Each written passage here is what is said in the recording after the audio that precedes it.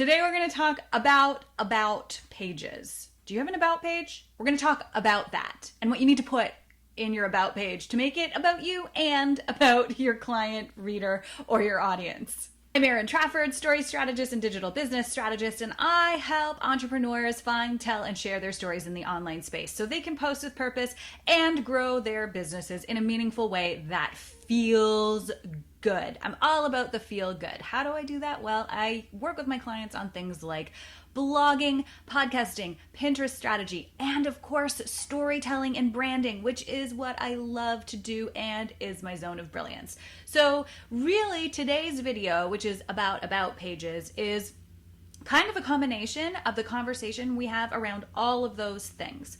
So let's jump in.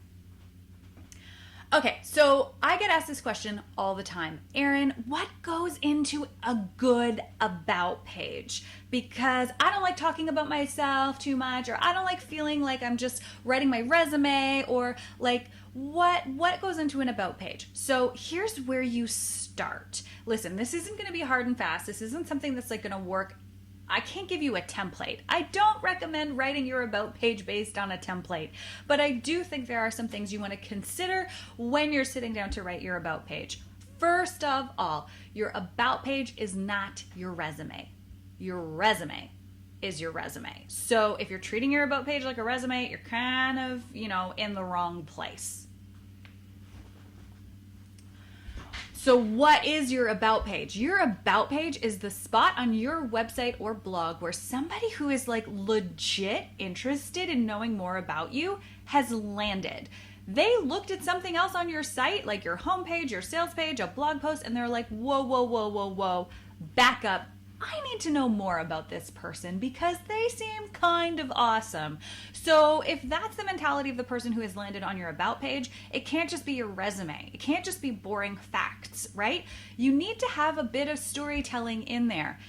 But don't start with the day you were born, okay? Because that will feel like, oh my goodness. So what I recommend you do is start your about page with what I call a quick and dirty summary of your life. You'll say, want to know a little bit about me, bang, bang, bang, bang, bang, bullet points, and then offer to go more in depth on that. If all they really want to know is like what city you live in or what previous profession you had, you can include that in the top line bullets and they're good to go. But if they're like really wanting to know about you, they're gonna keep reading. Okay, so first things first is offer a short version with an invitation to a longer version of your about page. Second thing you want to consider is what I say proof of concept or proof of awesomeness or evidence that you're the real deal. And how does that look on your about page? Well, you want to have a way of weaving in your accomplishments, your credentials,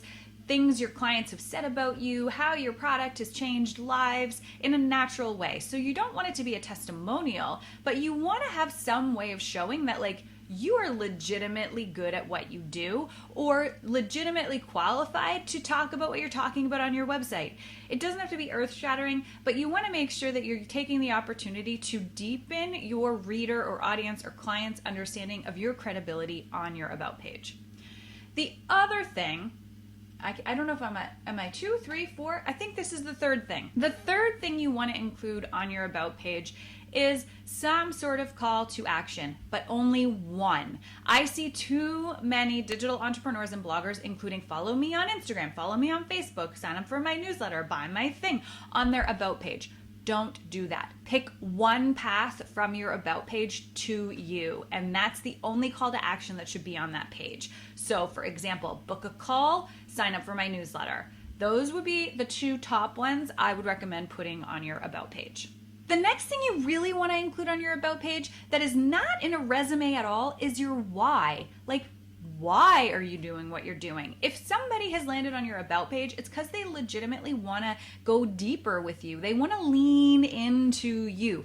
They want to get closer to you and they want to know what's different about you. And I'm willing to guess that what's different about you is why you are doing what you're doing. And if you're having trouble with figuring out that why and articulating it, that's when I recommend going deeper into your story strategy so you can start unlocking some of the words to describe your why.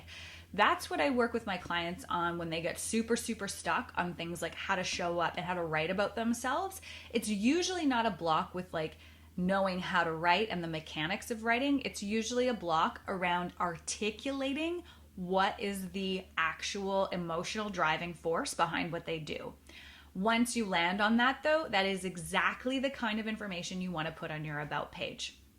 And if you're questioning why your about page is important, let me just tell you a really quick story about something I did with a client where when we started working together, her about page was buried at the bottom of her website footer. And she didn't think it was important to put it in any prominent place on her website. And I asked her why, and she said, well, because people who work with me don't really care about me. They just care about the results that I get them. And I said, no, they care about you. She was a service-based entrepreneur. And so we worked on her about page together and we added in more of her why. We switched it from what was very much a resume, very generic, very boring, to something a little more dynamic. And we moved its position on her website up to a place of more prominence. Within 1 month, her about page became the second highest traffic driving page on her website, which tells us that people were landing on her sales pages, people were reading her blogs, people were on her homepage, and then immediately wanted to know more about her. So they were clicking through to the about page.